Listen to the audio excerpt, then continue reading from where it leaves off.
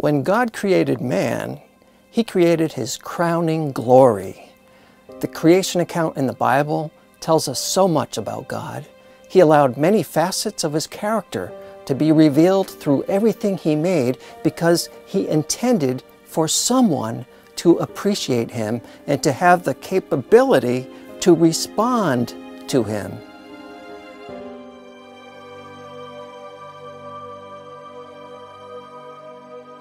Hi, I'm Pastor Rogel with Calvary Baptist Church in Holden, Massachusetts. I'm glad you're here. Before we start with Lesson 5 today, you may have noticed that we changed our program name from Firm Foundations to Bible Foundations, so it more clearly points to God's Word, not to a concrete company. I also want to thank New Tribes Mission for their permission to use the material we'll cover today. Also, as just a reminder, it's always best to watch these lessons in order because they each build a foundation for the next lesson. You can do that by visiting our church website, Calvary, the number 4, the letter U.net. That's Calvary4U.net. We upload the videos there as they're completed. You'll also find links there to our Facebook page. I hope you'll like our page so you can follow our ministry if you so choose. We at Calvary Baptist Church of Holden are concerned with providing knowledge of God and the Bible. We create these video lessons to counter the humanistic and unscriptural concepts of God that seem so prevalent in our society these days. I was listening to a radio talk show host in Boston recently who's very intelligent and highly knowledgeable about many different issues, but honestly and openly admitted that he knew very little about the Bible. I believe most people these days are in the same boat. So my hope is that these lessons will fill in the gap and provide scriptural truth, which once permeated our culture, but now seems so hidden. Today in Lesson 5, we'll step back into the Genesis account and discover why God made man and how he was a special reflection of his glory. But first, let's briefly take a look at what we learned in Lesson 4. How do we know God is all-powerful? We know He's all-powerful because He created all things simply by speaking them into being. What evidence do we have that God is a master designer? One evidence is the design of the vast variety of plants, trees, and fruit with diverse colors, shapes, and sizes. God created the sun, the moon, and stars, and set them on courses that never change. What does this teach about Him? It teaches us that He's totally dependable because He's orderly in all His thoughts and ways.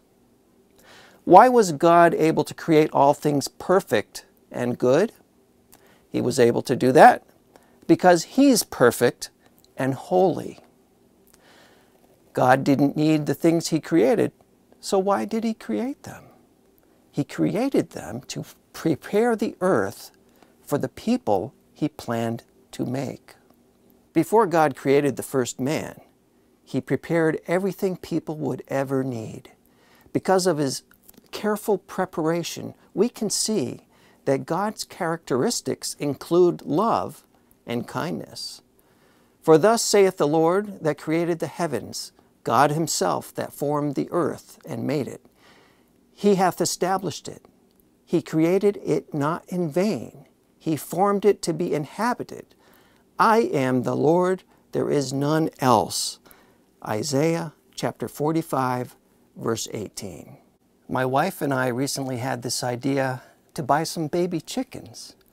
So we ordered them online, and they came in the mail. But before they arrived, we realized that we have to prepare for their arrival.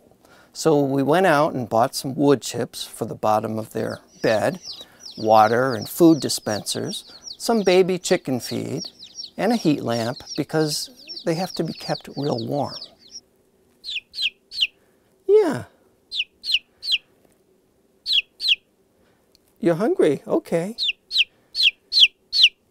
The reason why we had to make preparations ahead of time was so we'd be well prepared when the baby chicks arrived. In the same way, God made all the preparations and a place for man. The place He prepared was perfect because God is perfect. Genesis chapter 1, verse 26. And God said, "Let us make man in our image, after our likeness, and let them have dominion over the fish of the sea, and over the fowl of the air, and over the cattle, and over all the earth, and over every creeping thing that creepeth upon the earth." God planned to create man superior to the animals. Of all God created on the earth, man would be the most important. So God decided to make man in the image of God, elevating him to a position superior to the animals. Let's think now about what it means that man would be made in God's image. Obviously, this isn't referring to man's body being like God's, because God is spirit. God was referring to that part of man that can't be seen, what the Bible calls our soul and our spirit.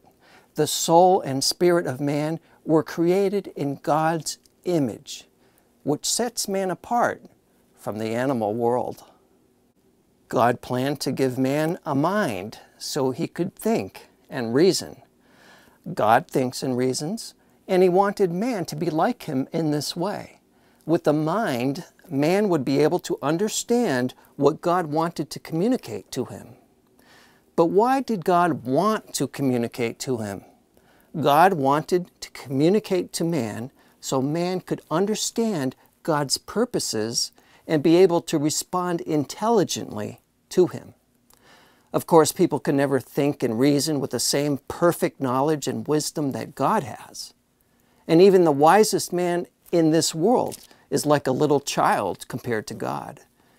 But anyway, God desires man's rational response to Him. God planned to give man emotions. God has emotions. He loves, hates, feels sadness and joy. And He wanted man to have emotions too. Why did God want man to have emotions? He wanted man to feel pleasure and contentment. He also wanted man to be able to respond to Him emotionally as man grew in his understanding of Him. I know that most parents love their children. In response to the love parents give their children, the parents hope the children will love them back. God too wanted man to be able to respond to Him with love. So He planned to make man with emotions. God also planned to give man a will.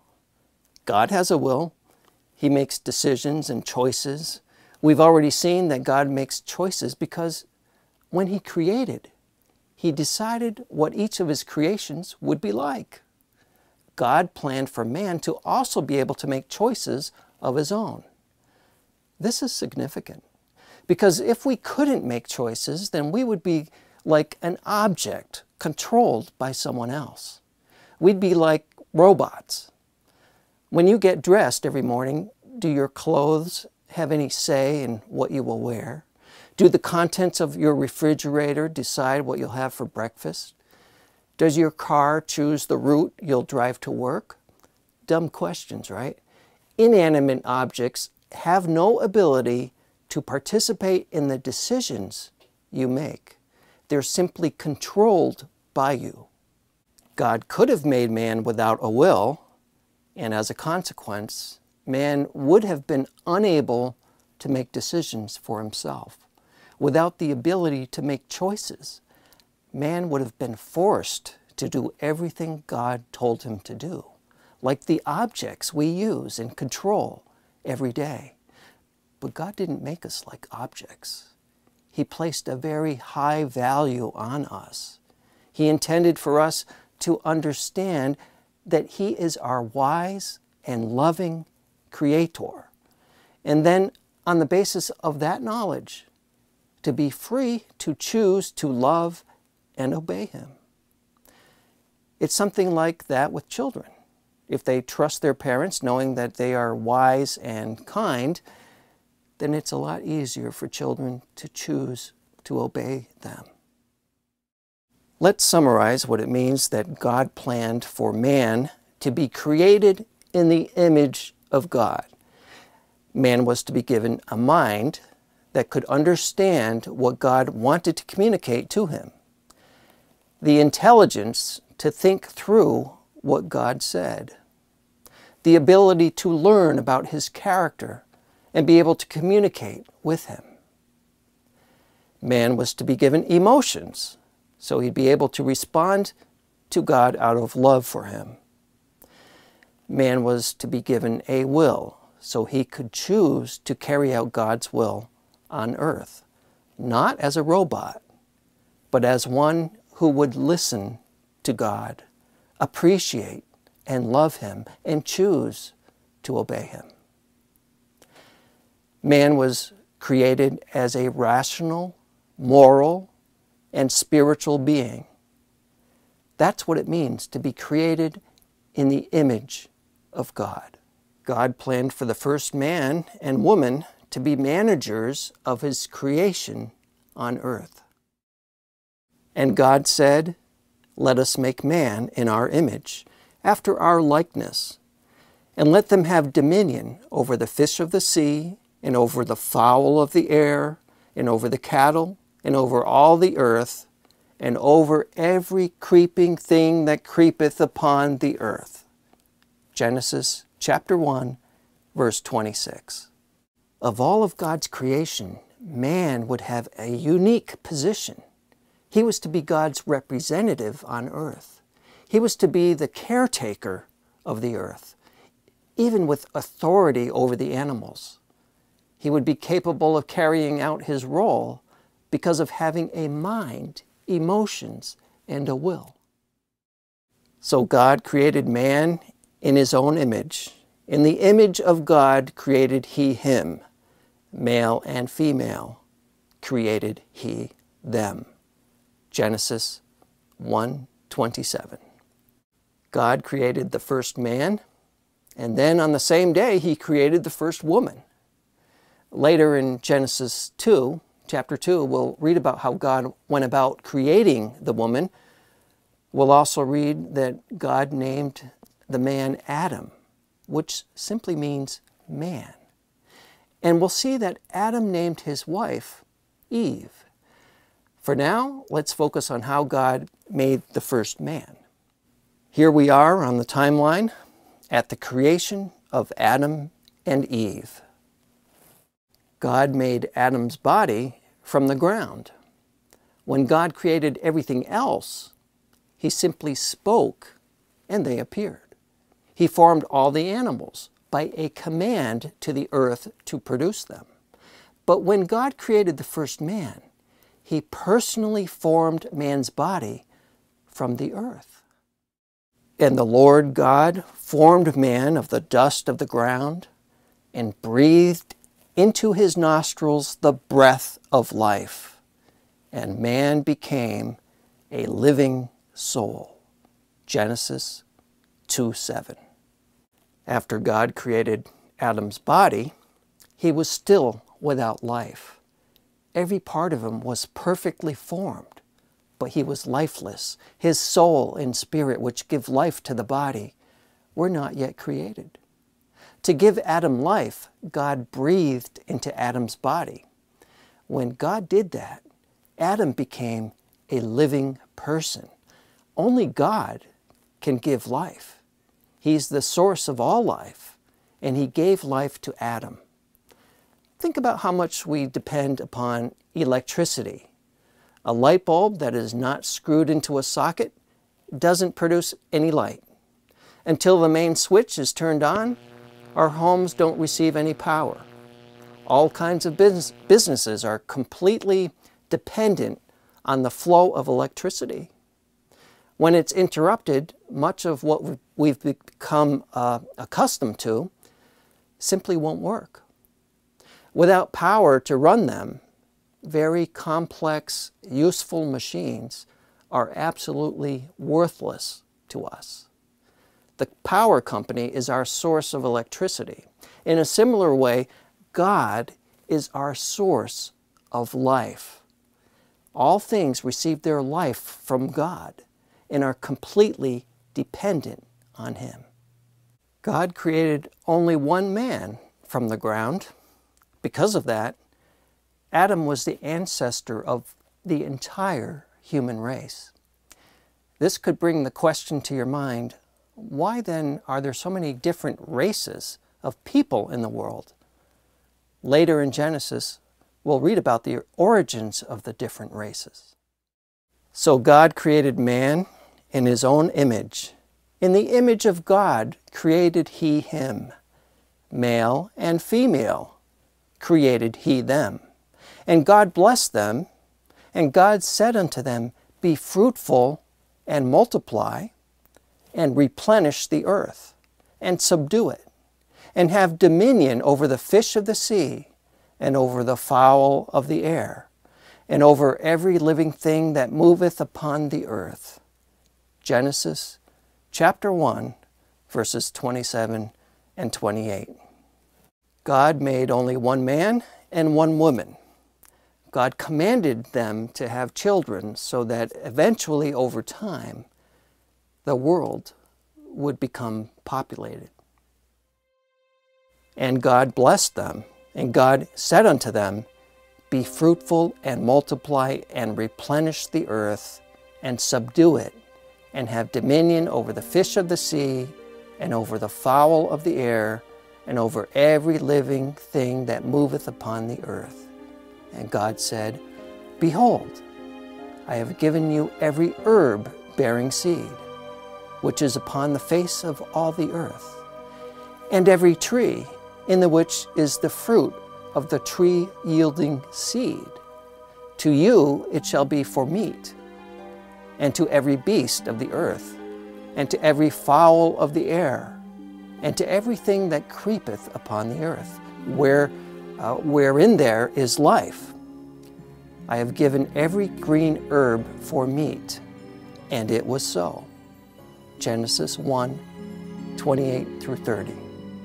God gave man great responsibilities. In keeping with His plan, which we read about in verse 26, God put Adam and Eve in charge of the earth and everything in it. He explained to them that they were to be His representatives on the earth. Imagine a wealthy man who owns many properties and businesses. The day comes when he decides to hand over the management of all his assets to his son, whom he loves dearly. Knowing that his son will need guidance, when he takes on this huge responsibility, the father is prepared to teach him everything he needs to know. The father is willing to guide his son through each major decision to be made, and to explain to him how to manage all of his business affairs. The father has the right to entrust this responsibility to his son. In the same way, God appointed the first man to be supervisor and caretaker over all God created on the earth. God had the authority to put the man and woman in charge of all living things on earth. God had this authority because He created everything, and He had the right to do what He wanted with His creation. Psalm 24:1 says, The earth is the Lord's, and the fullness thereof, the world, and they that dwell therein.